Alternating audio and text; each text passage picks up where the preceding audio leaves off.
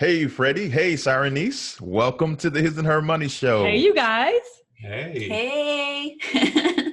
We are glad that you all are here because you guys are here to represent the debt-free lifestyle. Yes. You guys went through the ups and the downs of becoming debt-free, and you guys are here to share your incredible story, and we are excited about that. But before we start talking about the incredible journey that you all have been on, can you say hello to everyone that's tuned in and let them know what you guys are all about?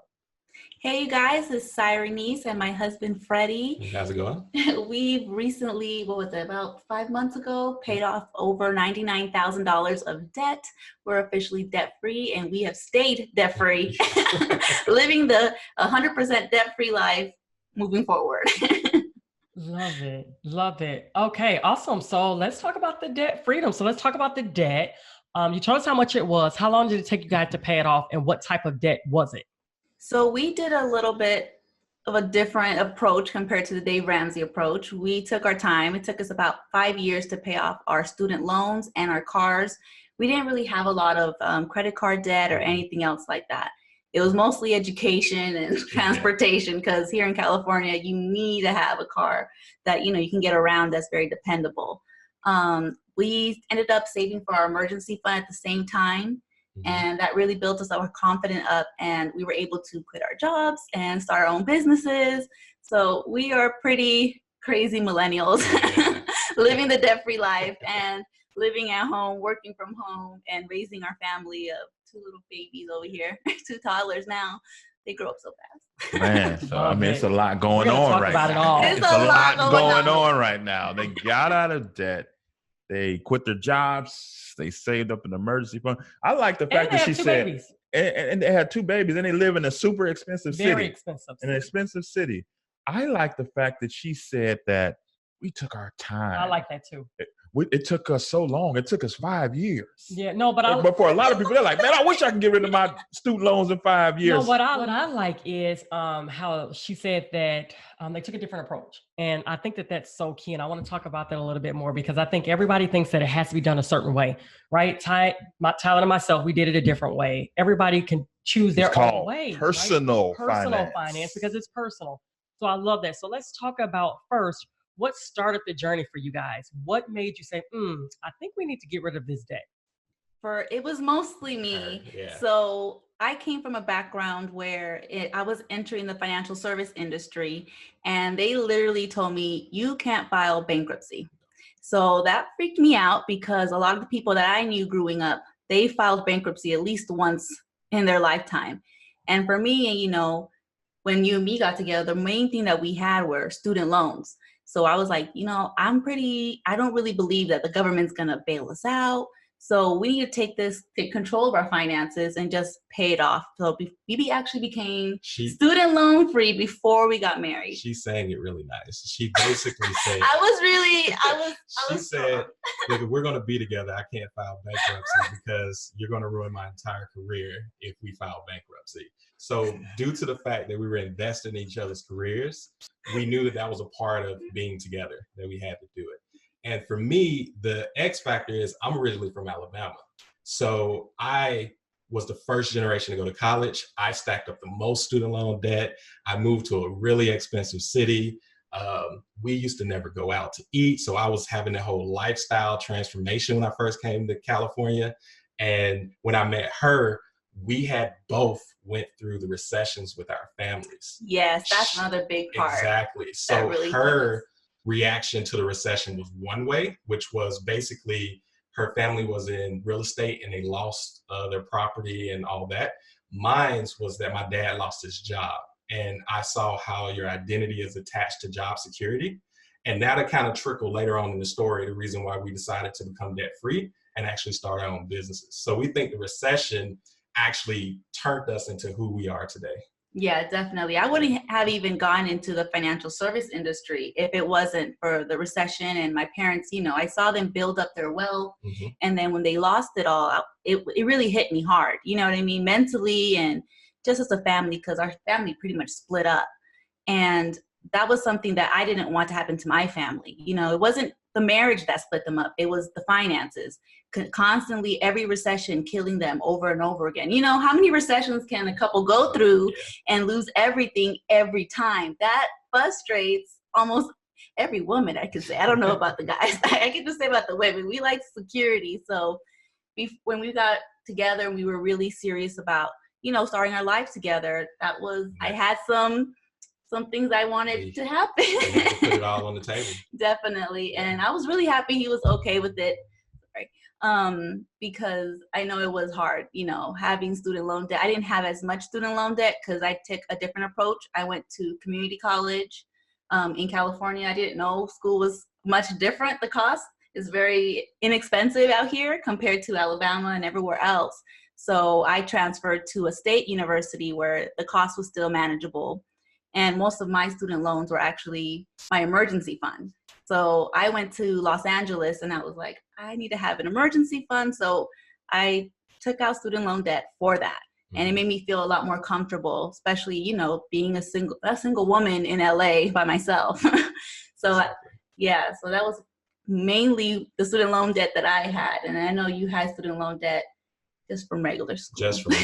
Just from not knowing, you know, like when you're the first generation to go, you're kind of jumping off the bridge, right? And so they're offering you all this money and you're trying to figure out how you're going to live while doing school.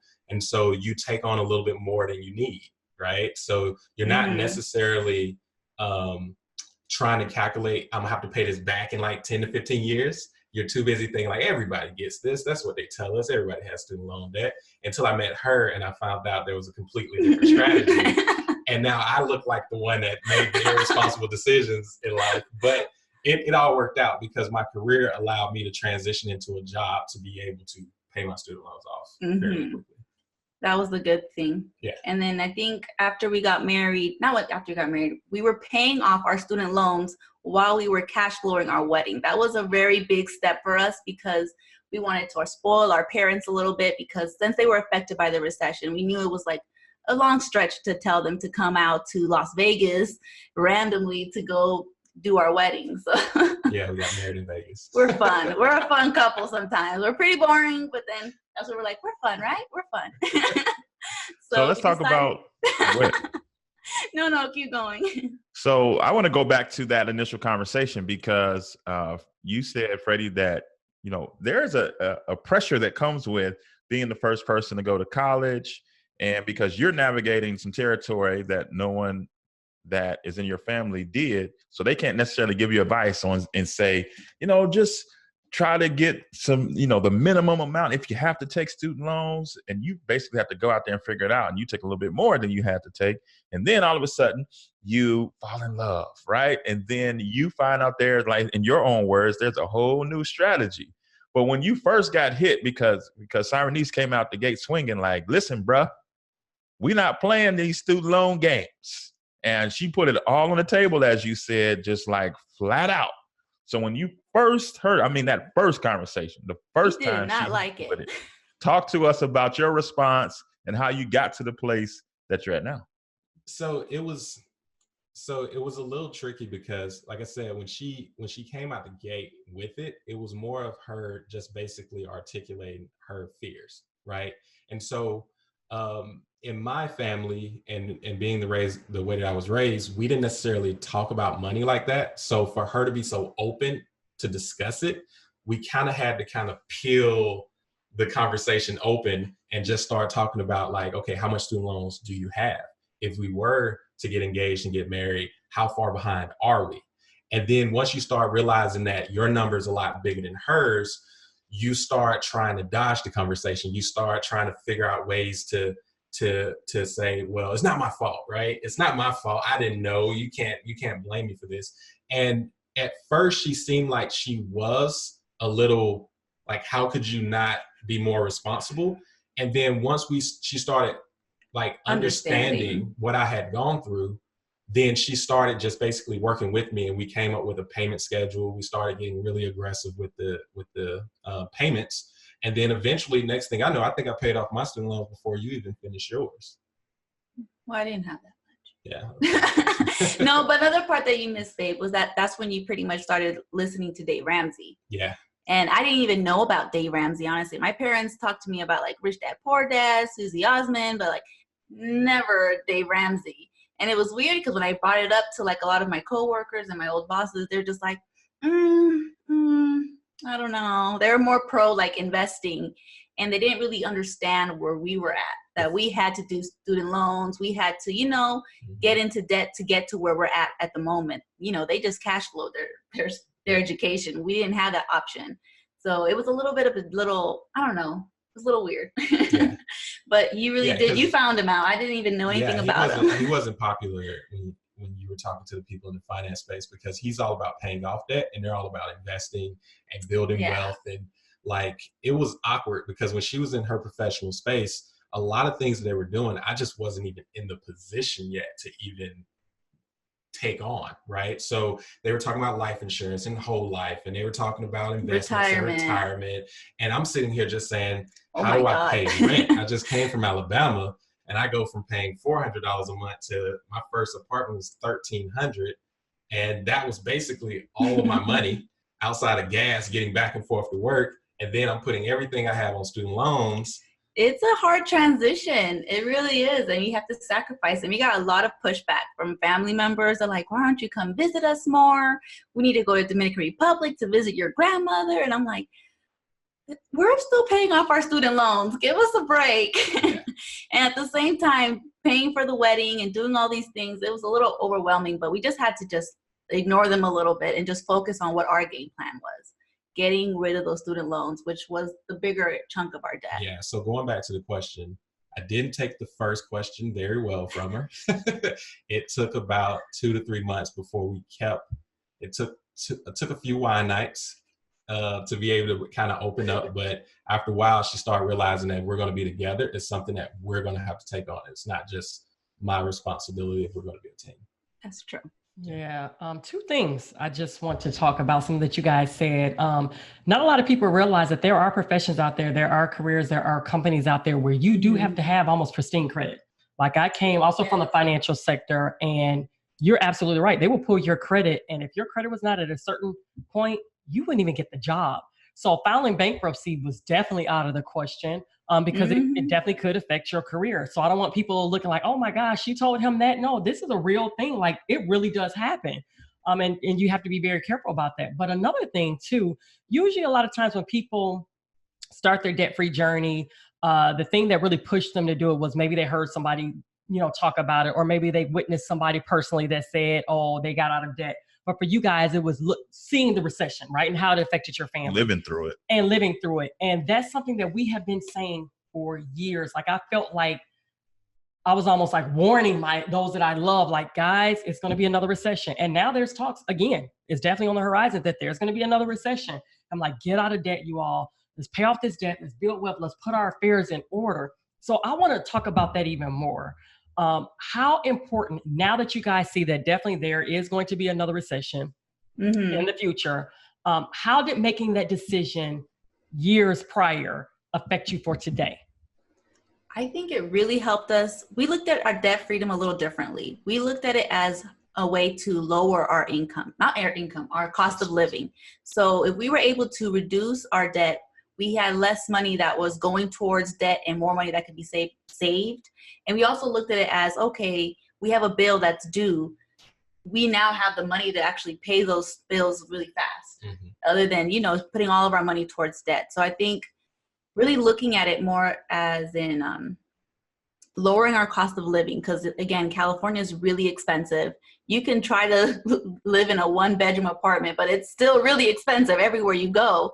So it was more of lowering our cost of living. And if we lowered our cost of living enough, we would be okay during a recession, especially with our emergency fund.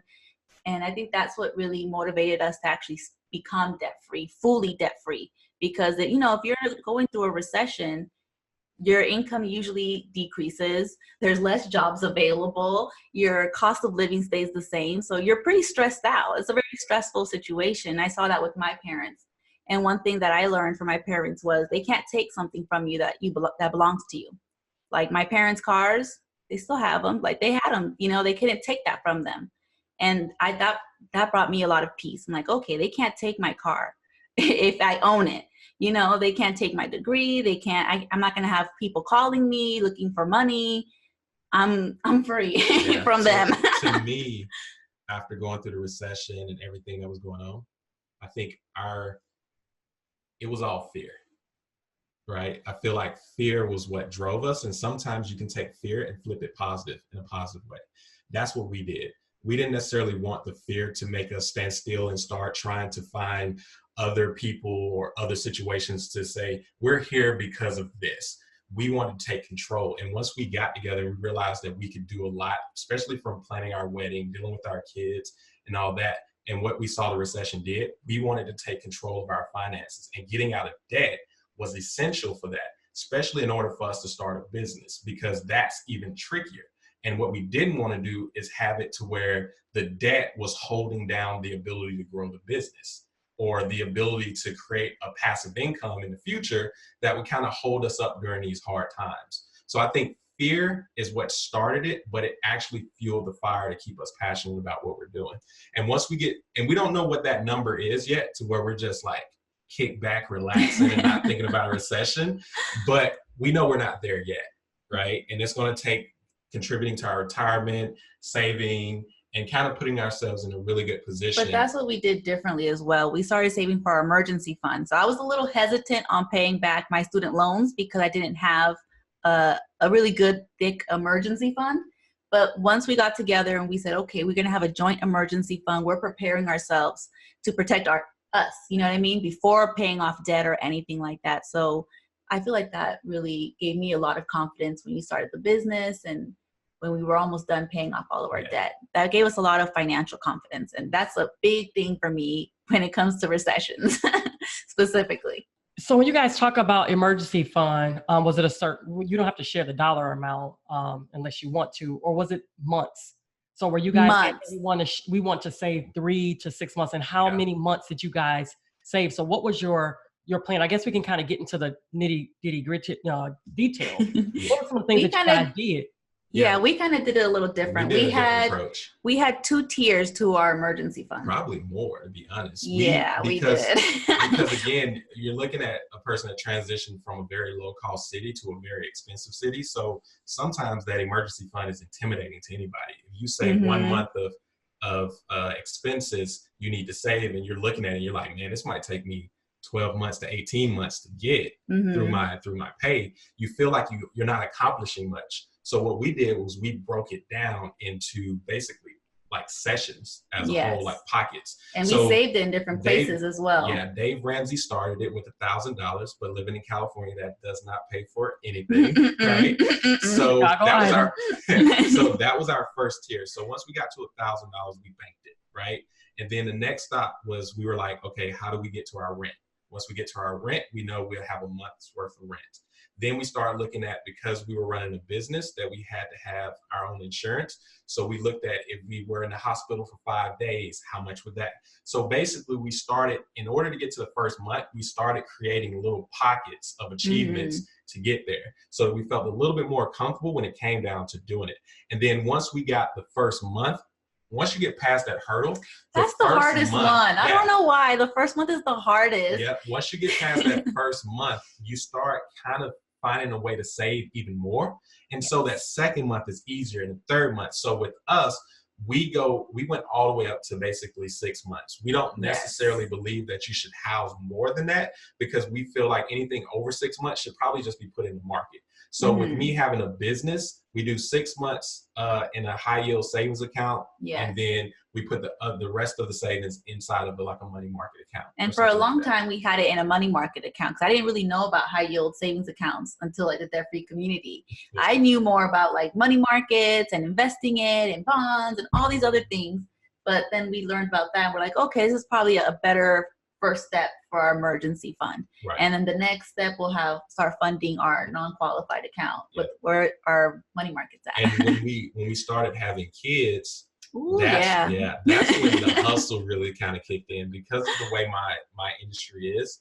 I'm able to I don't have a ceiling for how much money I make. It's just how many hours I'm willing to work in order to do it. So we're talking 6 days a week, 60 plus hours to kind of do it. but I'm in the comfort of my own home. So when we're looking at our goals and what we're trying to achieve, we just basically kicked it into high gear. We became hermits. We didn't go out. We weren't spending a lot of money. Not because, popular. Again, we were running a business. We had kids. We knew if we at least got to certain milestones, we would feel more comfortable with going on vacation. We would feel more comfortable doing things. But we didn't feel that at the beginning, especially when we were talking about bringing a new baby into the world. That as a dad, you're like, okay, my job is to provide and protect. Like with her, she's supposed to nourish and make sure the family's good.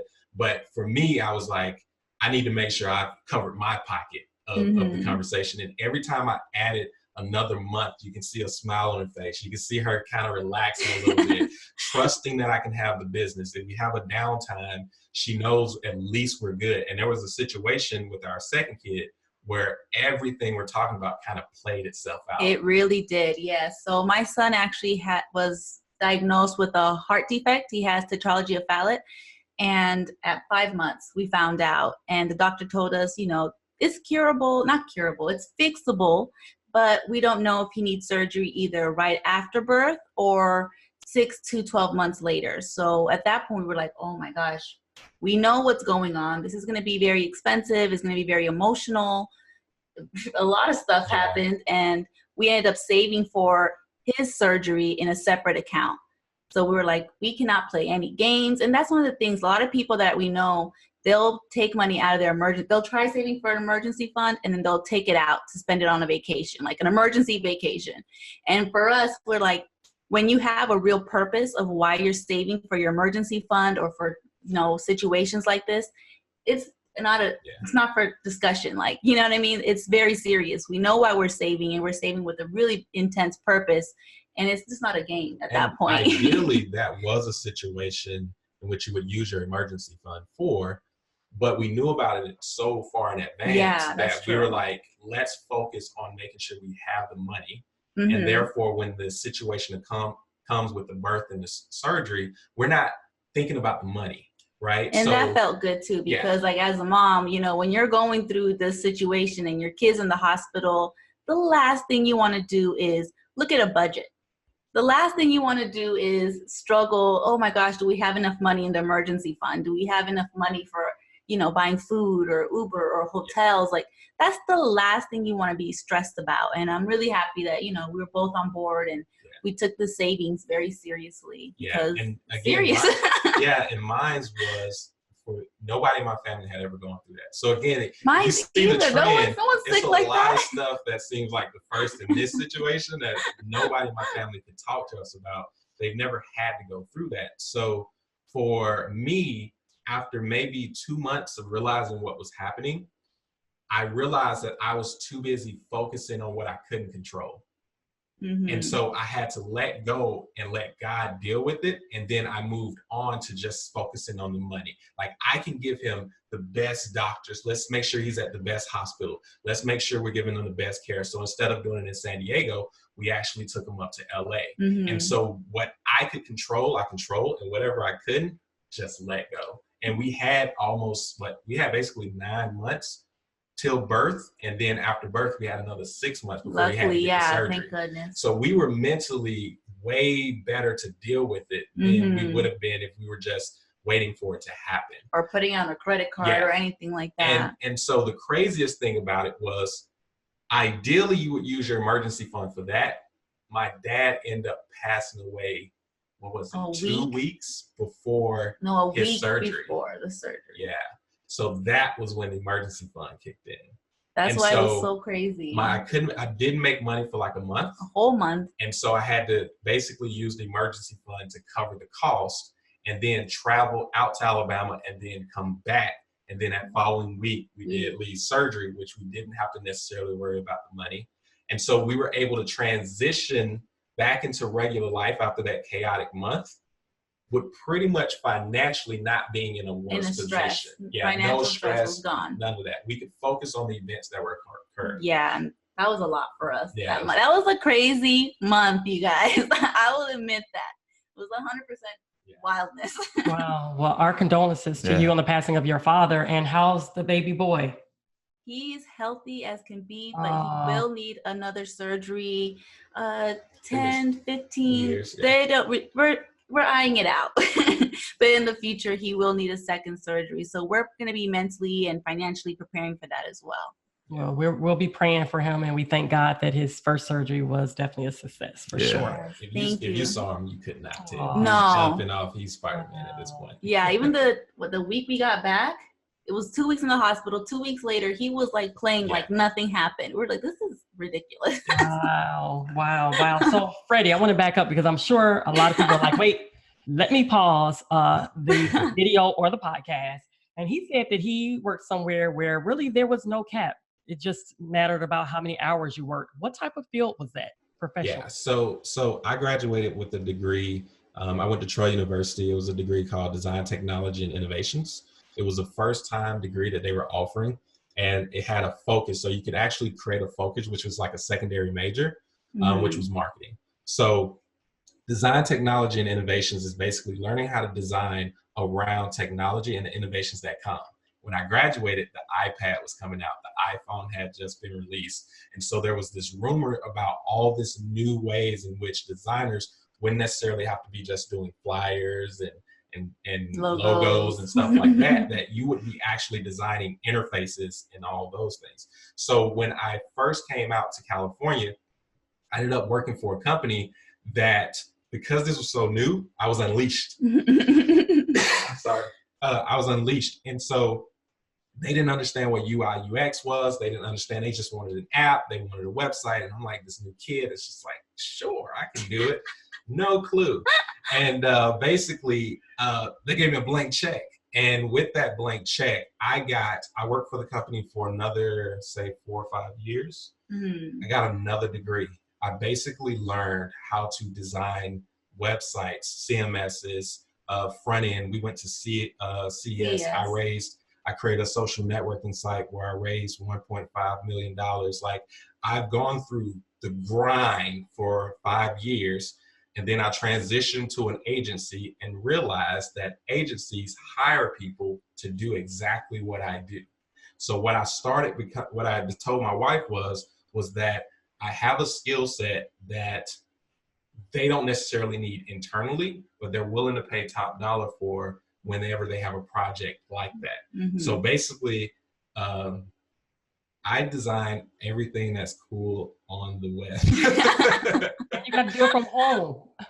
Do it from home. Exactly. So, I mean, I've worked with companies like Lyft. I've designed stuff for UFC. Like, there's some pretty big companies out there. I'm in San Diego, but I have clients overseas in London. So I travel at least twice a year. I go up to San Francisco at least 3 or 4 times a year. Eventually, we're going to build a family into being able to travel with me when I go. But that'll be fun. Yeah, like, we rarely use our car. We're considering sometimes going down to one.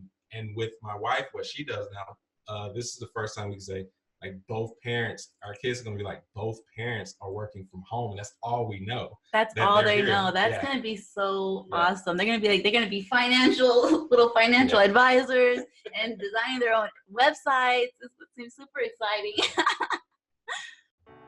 Everyone knows why life insurance is important, but many of us choose to ignore the reality of what would happen if we were to die suddenly without proper protection. The results can be devastating for your surviving family members, leaving them with a large bill for your final expenses, or even worse, loss of the family home because they can no longer cover the mortgage. Term life insurance gives you peace of mind at a price you can afford. Term life insurance allows you to meet your financial obligations today while still protecting your family's future tomorrow. If you don't currently have a life insurance policy, you are not alone. According to Life Insurance Statistics and Facts, which is a report put out by the life insurance industry, about 43% of the population don't own a life insurance policy in any amount. Wow. Buying life insurance doesn't have to be complicated. Legal & General America make it easy for you to protect your family's financial future. As one of the nation's leaders in low-cost, high-quality life insurance to over 1.3 million families, they know how to protect you. Legal & General America makes understanding and applying for life insurance easy. You can get a free quote by going to hisandhermoney.com/LGA. The links are also in the description box below. So let's talk about how you built those processes into your plan, into your journey, because for some, they are more comfortable with a singular focus, or they're conflicted. You know, they have this idea or they have this desire to be entrepreneurial, but they're like, we got to put all of our energy and our focus into getting out of debt. So we got to work extra hours and extra shifts, and we have to do this, that, and the other because we have to get out of debt. You all had that mindset, but you also gave yourselves the liberty, and you put strategy in place that allowed you to also build in the launch of not one, but two businesses as you all were planning, and you guys were executing your debt freedom journey. You guys were building emergency funds. You guys were becoming parents. Like, help everybody that's listening understand how you all strategize to do all these things simultaneously.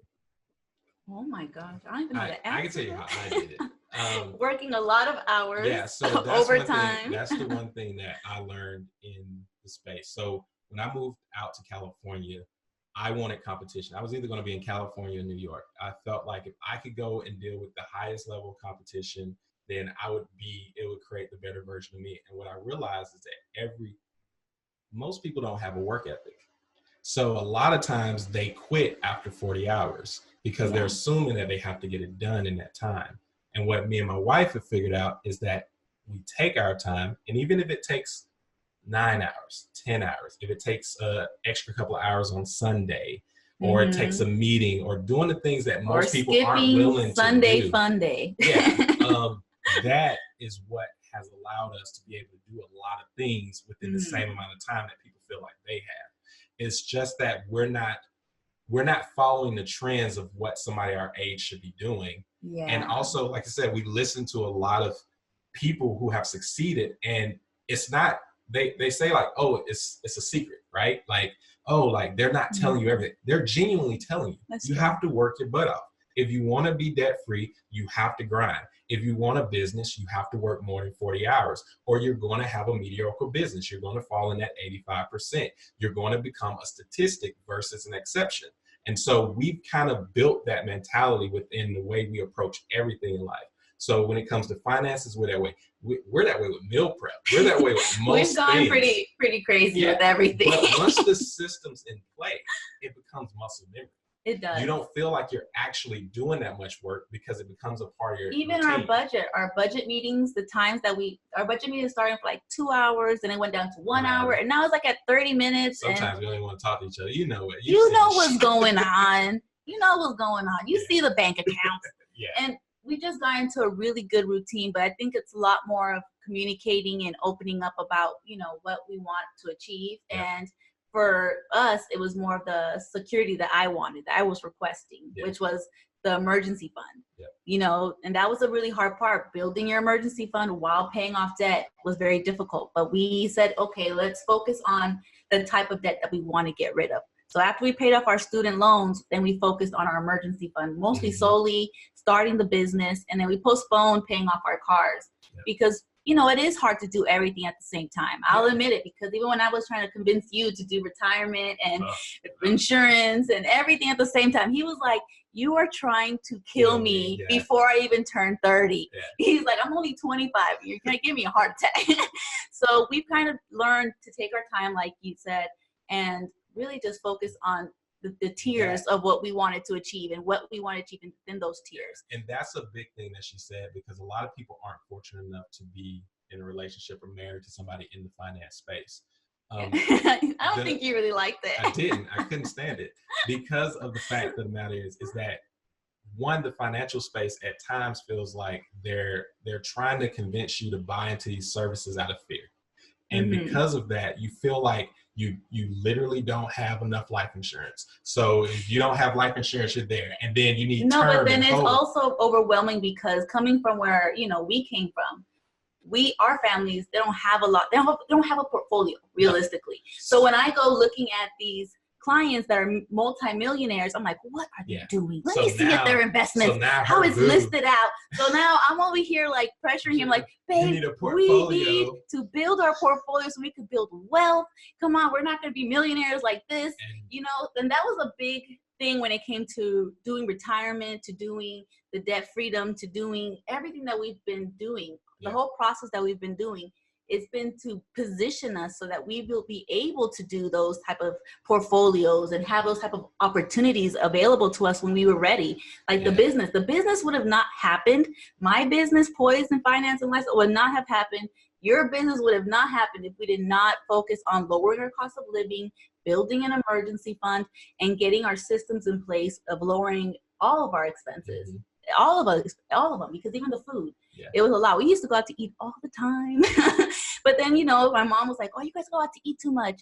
And then we started paying off debts. Like, you guys don't go out to eat at all. And I was like, okay, what do you want me to do? I'm paying off debt. You don't have that situation. And with that, it was a lot of conversations of saying, wow, so you have your education. You're working at, she worked at, you know, Merrill Lynch, Ameriprise, and stuff like that. And nobody that looked like us walked in that door. Oh, no. Never. She never saw me come in there. So she was trying to And it was hard because me. you had the potential. That's what I saw. I'm like, okay, this is a man that has potential. He's hardworking. He's a good person inside and out.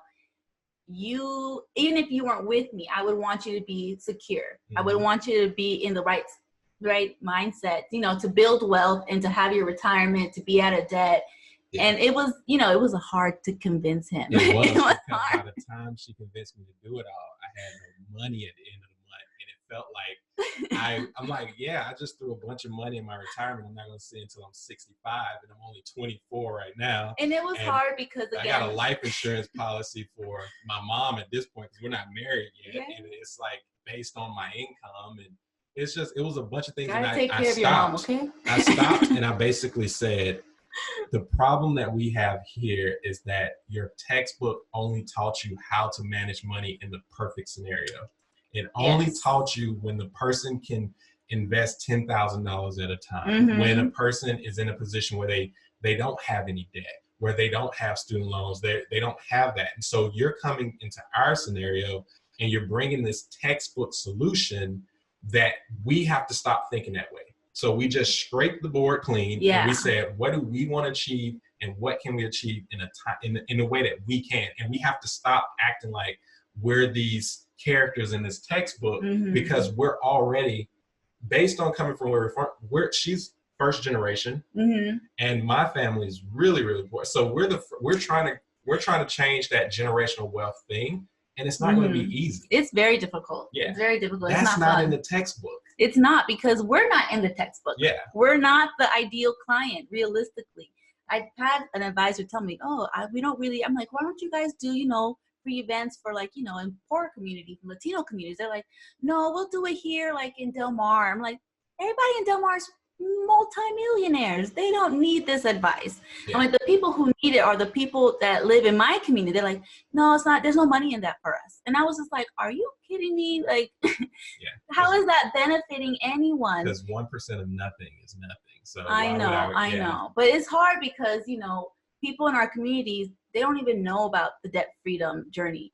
I think when we posted that we were debt free, people were like, wow, that's crazy, in San Diego, and you're so young and you guys had that much student loans and that much debt. Why? Like, they don't really process it because it's not their reality. You know what I mean? Like, student loan is, again, for like our parents. They're like, we didn't go to college. We don't know what that situation is. They just always promoted us to go to college. My grandmother always told me, Mija, go to college. Don't be getting no man that's not gonna, you know, take care of you, and you don't have no education. They can leave you and whatever. And like, that's a reality. So for us, it was, okay, we need to get into student loans, unfortunately, to make our dreams possible. So now, I know you want to jump in here, but before we move on, I just want the record to show that Freddie is a low-key preacher. He's a low-key preacher. Did you hear what he said? I told him to get into politics, and he said no. Do you want to be a statistic or an exception? That's what he said. Did y'all write that down?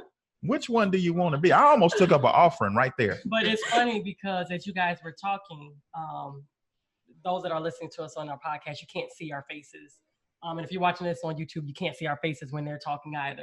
But he's talking, I'm like, like, oh my gosh, I wish more and more people would hear this message. One of the reasons why we started His and Her Money was because we didn't see a lot of people that looked like us either. We were out there, but it wasn't really on the main stage. You didn't really hear about it as much. And so it felt very empowering for us to create our platform. It's for everybody, okay, of course. But to create our platform, especially for people that look like us and say, wait, if you did that, I can do it too. Because you're right.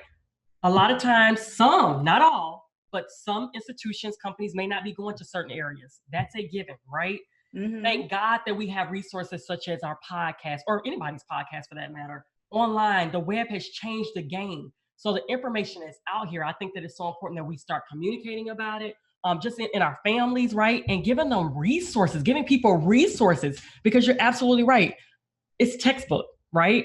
We're all not textbook savvy, rather, right? But we can definitely be successful in our own right and in our own way. So I love how you guys said that. Absolutely love it. But I also want to talk about, I read somewhere where you guys talked about, I think it's called high five.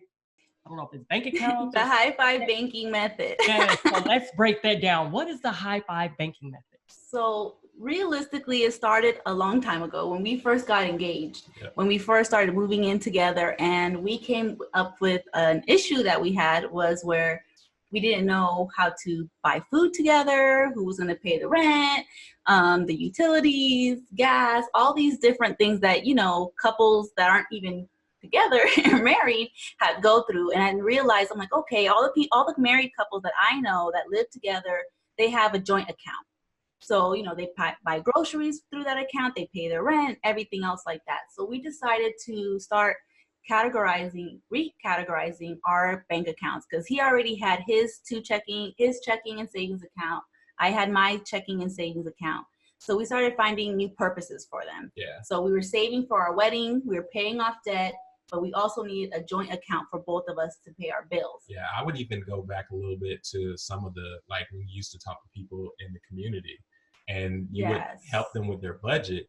And what was happening was, when you were helping them with their budget, they would be on their budget for about maybe 1 or 2 months. And they would quit. And then they were just like, it's and too much. Like, what's going on? Like, why is this not working? Because we're giving them the right strategy when it comes to budget, but they cannot maintain their budget for some reason. And they would always go over budget when it came to like utilities, and they wouldn't have enough money to pay for their cell phone bills, but they'll have enough money to go out drinking or having a good time to the movies.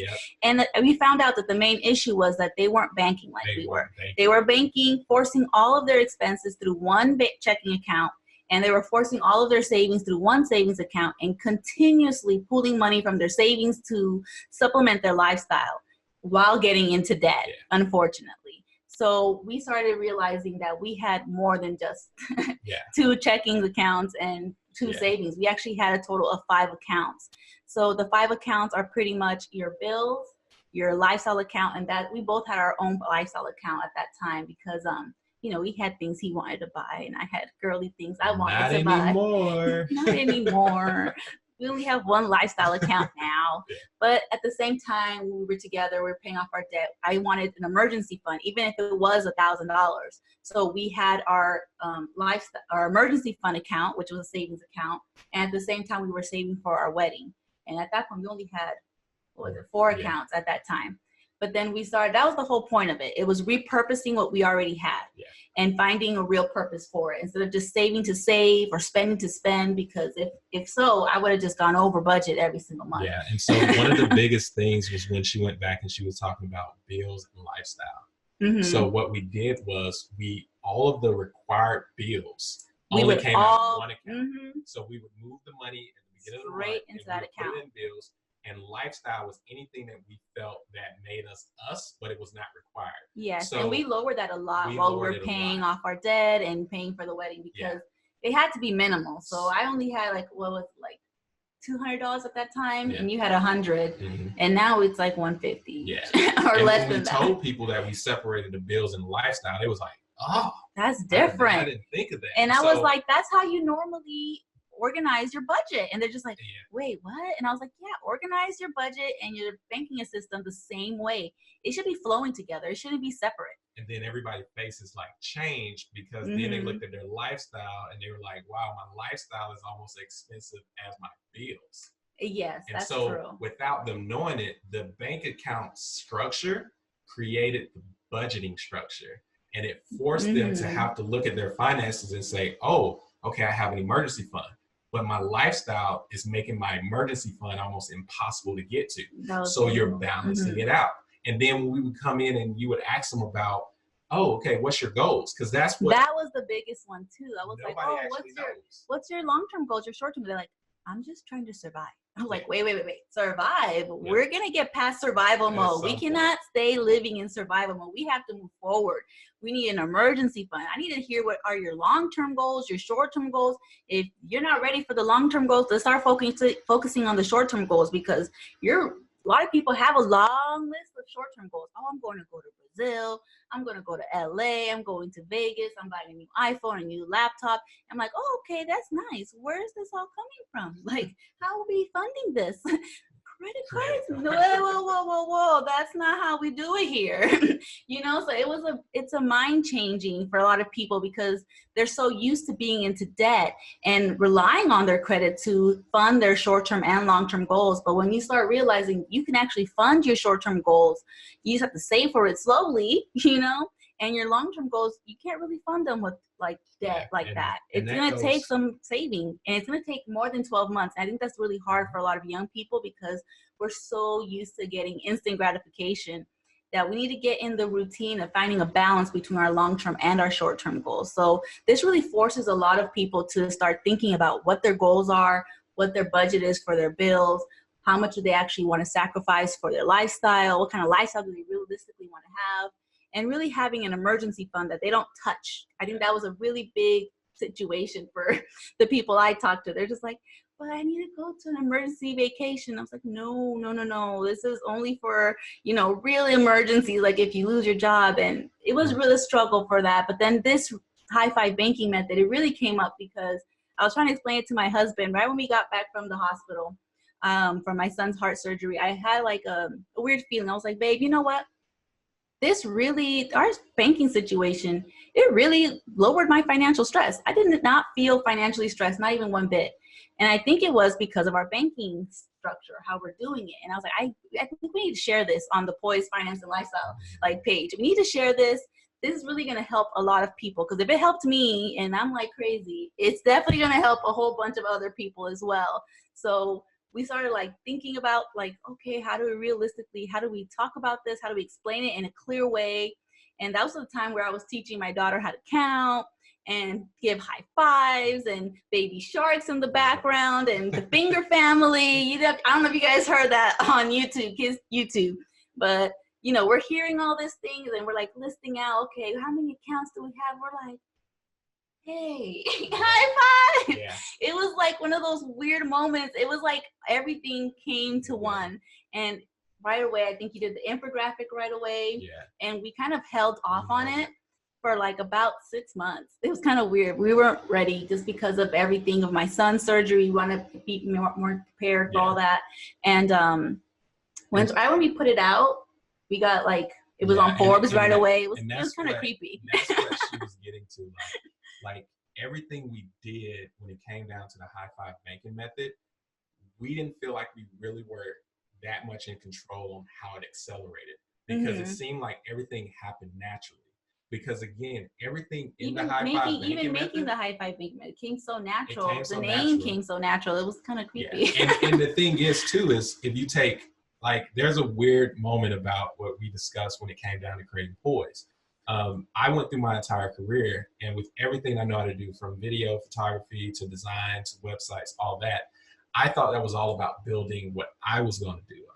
And the moment we created Poise to give her purpose, because again, in the financial space, they don't want you doing social media. They want to charge for that advice. That was the issue when I graduated after college. I was putting out finance tips, oh, you guys do budgeting on Mint and your credit and getting out of student loans. And they're like, you have to stop that. You can't do that while you're working here. There's legal purposes and stuff like that. Yeah. And then when I became a stay-at-home mom, I was like, I'm still very passionate about personal finance, especially for the Latino and Brown community. We don't have these resources, and no one looks like us anyway. So we might as well, pursue something. Like you said, all of the things that we already had, we were taking photos of our kids. You already had the camera, all the equipment. We're like, we might as well just, And basically what happened was when she first presented it to me, We're like, right? It's like, because that marketing degree and experience had kicked in. And I told her, this is so good that we need to make sure that we present this in a way, because even the information, you can put out really valuable information, but if you don't package it the right way, nobody will see it and nobody will hear it. So we massaged it until we got to the point where we said, this is what Poise is.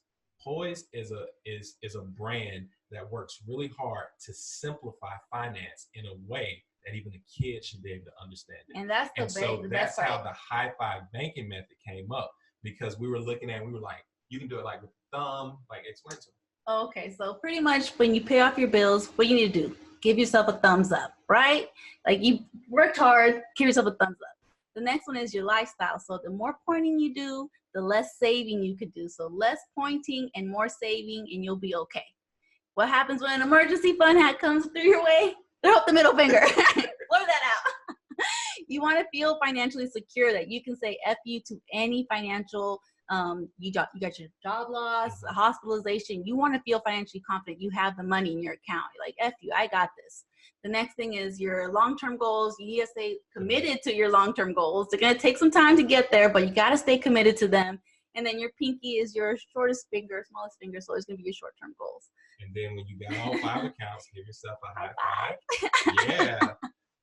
And basically, once we figured that out, we were like, it was adorable. We have something. It's the accounts matched up. The hand, it was something physically in the space that somebody can look at and refer to it and actually remember it. So therefore, it was really important because we wanted this to be something we can teach our kids. And as millennials, it's really important that we want to teach, the next generation about personal finance. So that was a really big thing for us, because I don't want my kids to see all the hard work we're doing and be like, oh, now we can do this. Now we're rich. Let's just blow the money. We have to educate them as well. Now that they're young, even though they're really young, in a way that's very simple. And high five, both of my kids do high five now. And when they watch like a lot of the stuff, they say high five, so it's really cute that, we're able to teach them simple things, but they don't know it's more complex. Awesome. Man, y'all have shared a whole lot, Yes. man. You gave people a whole lot to think about. I think your story is incredible. And that's what I love about what we do. We get to see, like, there's so many different ways that you can approach getting free. The point is, get free. Whatever path you want to take to get the shackles off of you, do it. And you guys are perfect examples of that, man. We salute the work that you all have done. So tell everybody how they can stay in touch with you if they want to follow up with you guys even after this episode. Yes, you guys can follow me and my husband on our YouTube channel. Well, my YouTube channel with Conversations with My Husband. It's going to be on YouTube, Poise Finance and Lifestyle. And I do have an Instagram, Poise Finance Lifestyle. And I do a lot of posting there. So you'll get a lot of information about the high five banking method and a whole bunch of other financial topics that I try to simplify and really create generational wealth for the millennials. Women. We create infographics, we do videos, we're exploring as many ways as possible to give the knowledge through the simplest way we possibly can. Of course. And basically offering advice, answering questions, because again, at the end of the day, we could try to charge for consultancy and just do it, but that's not helping us build generational wealth and changing the way that the up and coming kids. We have to change the mindset of the parents first. Yeah. If the parents if their mindset isn't set, they're definitely not going to be showing those type of things to the kids. They're not going to see their parents creating generational wealth, getting out of debt and saving. So I think that's the main thing. Hit the millennials, and then the kids are naturally going to start learning these topics. So yes. Awesome. And we'll be sure to have everything linked up in the show notes of this episode. Salute to you guys, man. $99,000 worth of debt destroyed. Amazing. Emergency fund funded. Yeah. 2 businesses launched. Love it. You guys have done the doggone thing, man. Congratulations. Congrats. And thanks so much for sharing with our audience today. Thank you. Thank you, guys.